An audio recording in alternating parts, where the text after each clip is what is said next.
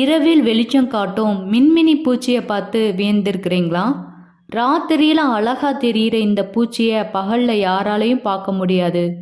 விரல் நுனியில இருக்கிற இந்த பூச்சியினால ஏற்படுற உடல் மாற்றத்தினாலும், அதாவது வேதியியல் மாற்றத்தினால வெளிச்சம் உண்டாகுதுன்னு சொல்லப்படுது. சித்தர்கள் என்ன சொல்றாங்கன்னா ரசவாதம் அப்படின்னு சொல்றாங்க. சித்தர்கள் வெறும் ஞானிகள் மட்டும் கிடையாது, அவர்கள் மிகச் சிறந்த மருத்துவர்களாகவும் இருந்திருக்காங்க. சித்தர்கள் கண்டுபிடிச்ச உச்சகட்டமானது தான் இந்த நவபாசனம். 9 விஷங்கள் கூடிய கலவையினால செய்யப்பட்டது தான் இந்த நவபாசனம். இந்த நவபாசனத்தை அளவோடு எடுத்துக்கிட்டா எப்பேற்பட்ட நோயையும் தீர்த்துக்கிறலான்னு சித்தர்கள் சொல்லியிருக்காங்க. நவ அப்படின்னா 9, பாசனம் அப்படின்னா நஞ்சு. நவபாசனம் 9 கலவையால் ஆனதுதான் நவபாசனம். போகரும் சில சித்தர்களும் இணைந்து நவபாசன சிலையை உருவாக்கணும்னு முடிவு பண்றாங்க.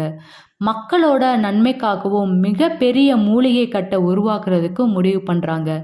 போகர் மூலிகை கட்டை உருவாக்க புது யுக்தியை உருவாக்கலான்னு முடிவு பண்றாரு. அதன்படி தன்னுடன் இருந்த சித்தர்கள் கிட்ட 64 விஷங்களையும் மண்ணிலிருந்து, விலங்கிலிருந்து, மரத்திலிருந்து, செடியில் இருந்தும் இப்படி எல்லா இடங்களில் இருந்தும் கொண்டு வர சொல்றாரு. இந்த 64 விஷத்துல மிக சக்தி வாய்ந்தது நீலி அப்படின்ற விஷம்தான். மீதம் 63 விஷத்தையும் முறியடிக்கக்கூடிய சக்தி இந்த 64வது விஷத்திற்கு இருக்குதாம். கொண்டு வரப்பட்ட 64 வகையான நஞ்சுக்களையும் ஒன்றோடு ஒன்று கலந்து வேதியியல் மாற்றத்தை பயன்படுத்தி 9 நஞ்சுகளாக உருவாக்குனாங்க.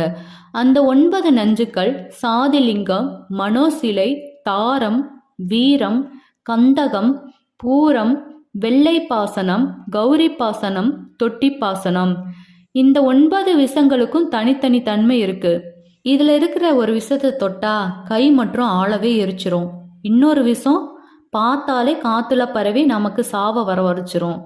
இன்னும் சில விஷங்களை குடிச்சா நமக்கு மரணம் நிச்சயமாகும். இப்படி ஒவ்வொரு விஷத்திற்கும் தனித்தன்மை இருக்கு.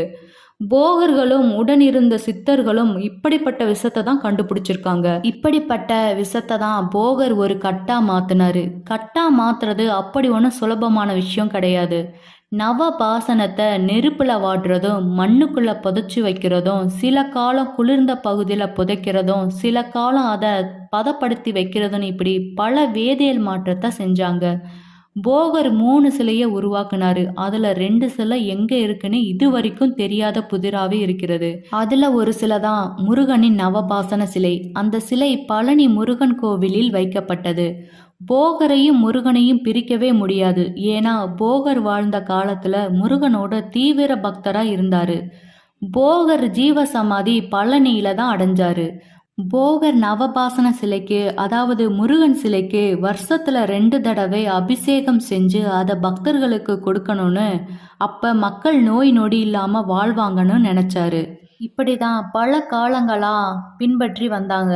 இப்போ பழனி மலையில நவபாசன சிலைன்னு ஒன்று இருக்குதா அப்படின்றதே ஒரு கேள்விக்குறியா இருக்குது.